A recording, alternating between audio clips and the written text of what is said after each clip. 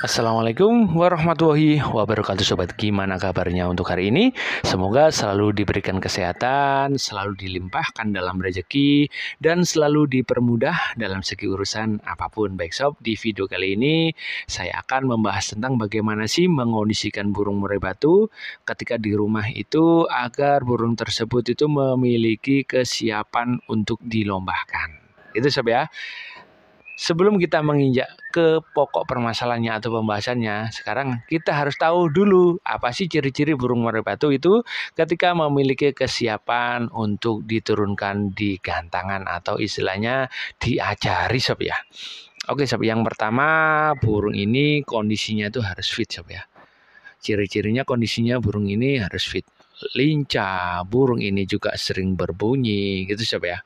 Terus yang kedua, burung ini memiliki factory yang bagus. Itu sob ya.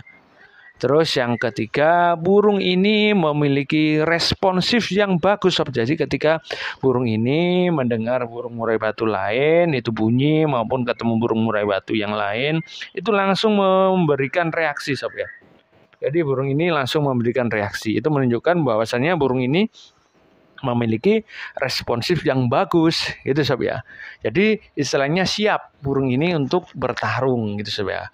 Karena burung ini sudah memiliki kelengkapan atau kesiapan, dalam artian kesiapan fisiknya juga sudah oke, dengan ditandai burung ini lincah, burung ini makannya lahap, burung ini gacor. Ketika di rumah burung ini buka kerodeng itu posisinya siap, biasanya burung ini langsung tek tek tek gitu sob ya, sambil membusungkan badan. Apalagi kalau dengar burung murai batu lain itu biasanya langsung memberikan tanggapan responsif, dan burung ini juga vektor sob. Ini adalah goal yang harus kita dapat sob ya ketika burung ini ada di rumah sob ya.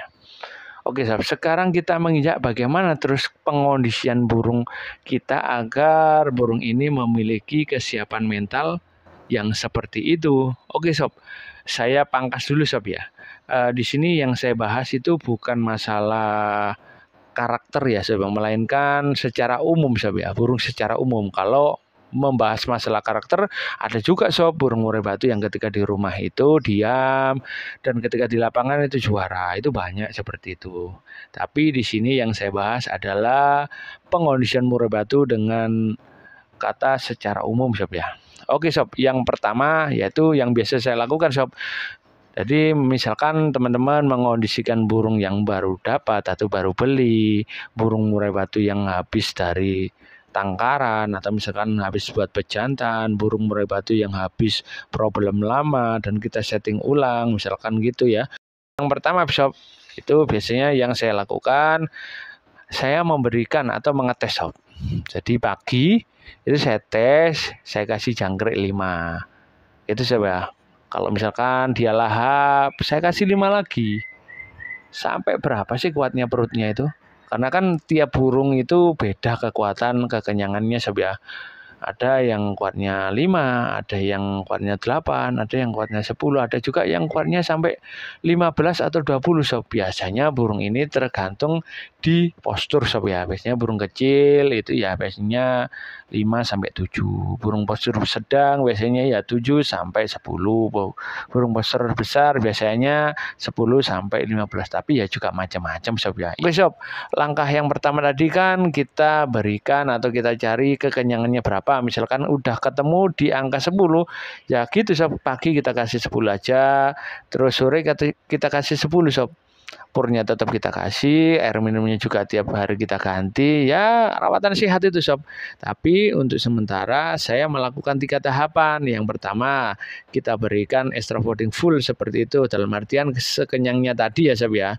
Bukan maksud sekenyangnya itu bukan tiap 5 jam sekali atau 2 jam sekali dikasih jangkrik, bukan sob ya. Tapi kita takar kekenyangannya atau kekuatan perutnya itu berapa. Itu buat patokan. Kalau pagi misalkan 5, pagi misalkan 10, ya kita kasih 10 pagi 10 sore gitu sob ya. Oke lanjut, kita lakukan pengerodongan. Habis kita lakukan makan maksimal seperti itu, kita lakukan pengerodongan. Dan yang ketiga, kita taruh di tempat yang sama. Pastikan tempatnya itu tetap tidak berubah-ubah dan tempatnya itu nyaman. Itu sebenarnya jadi 3 dulu itu biasa yang saya lakukan sampai burung ini dirasa sudah mulai bunyi-bunyi. Ketika di dalam kerodong sudah mulai enak. Itu sob. Baik sob, sekarang kita menginjak di tahap pengondisian yang kedua. Tahap pengondisian yang kedua ini berupa perawatan sob ya. Awalnya tadi kan kita tanpa perawatan, kita hanya memberikan extra fooding, kita taruh di tempat yang sama, kita lakukan full kerodong. Dan untuk tahap yang kedua ini yaitu kita lakukan perawatan sob ya. Yaitu yang pertama dari penjemuran. Terus yang kedua dari pengembunan, yang ketiga dari penenggaran atau pengumbaran, yang keempat yaitu dari sauna. Itu sob ya, dengan tujuan agar burung tersebut segera mendapatkan kesiapan mental atau kesiapan untuk bisa segera dites di gantangan. Baik sob. Jadi rumusnya gini sob. Tadi kan kita habis lakukan proses ya sob ya, yaitu proses istilahnya pengondisian awal. Biasanya burung ini di pengondisian hari keempat itu sudah ada mulai reaksi, burung ini mulai gacor-gacor, burung ini mulai ada reaksi yang lebih sering bunyi seperti itu sob. Namun beda burung beda juga reaksinya sob ya. Jadi gini sob, nanti ketika burung ini sudah dikondisikan di tahap yang pertama tadi selama 1 minggu, itu kita lakukan tes, kita ablak sob. Kita amati gimana sih reaksinya burung ini. Kalau burung ini dirasa burung ini belum gacor, burung ini belum keluar vektornya, responsifnya juga masih lemah, kita coba dengan penjemuran sob. Tapi ini kuncinya sob, ketika kita memberi rawatan kita harus mengamati sob, ketika burung ini dijemur reaksinya bagaimana. Misalkan burung ini reaksinya dia menikmati istilahnya, dia tuh santai, dia tuh nyaman ketika dijemur, nggak masalah kita jemur aja. Dengan durasi yang ya kondisi burung itu sampai nyamannya, sampai kondisi tidak nyamannya di menit keberapa gitu sob. Jadi tidak bisa kita memukul harus 1 jam, harus 2 jam, nggak bisa. Makanya itu kita tugasnya harus mengamati. Ketika kita lakukan proses penjemuran, kita amati gimana reaksinya. Kalau misalkan nyaman-nyaman aja nggak masalah. Habis itu kita amati setelah dijemur bagaimana. Kalau misalkan enak, burungnya mulai malah keluar vektornya, burungnya mulai keluar responsifnya, burungnya juga mulai banyak gacornya, ya kita lakukan tetap aja kayak gini sob. Berarti burung ini cocoknya main jemur itu sob ya. Kita lakukan terus seperti ini sampai keluar di yang kita inginkan tadi, sampai burung ini memiliki kesiapan. Melainkan jika burung ini misalkan kita berikan penjemuran tapi burungnya seperti tidak nyaman, terus burungnya itu tadinya mulai bunyi, setelah kita lakukan penjemuran malah malas bunyi, ya berarti burung ini tidak cocok sob. Kita lakukan perubahan lagi, kita coba di sauna gitu sob. Habis sauna ya itu sama, kita amati juga. Habis kita amati ketika di sauna, kita amati ketika setelah di sauna bagaimana. Oh burung ini masih tetap nggak mau.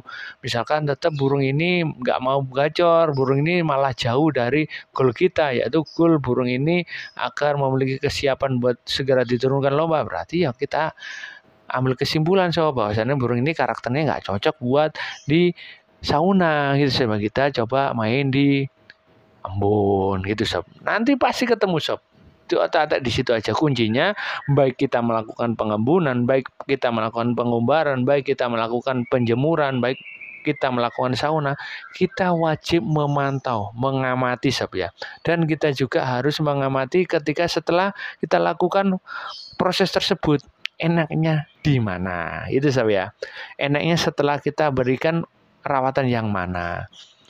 Setelah itu kita coba otak-atik di extra fooding. Kita amati juga, oh enaknya di extra fooding ini, burung ketemu gacornya, burung ketemu vektornya. Itu sob. sebenarnya simpel sob ya, yaitu intinya kita harus pandai-pandai mengamati dan membaca karakter. Cukup dari saya, itu yang bisa saya share sob ya. Nanti jika ada yang kurang jelas bisa ditanyakan di kolom komentar sob ya.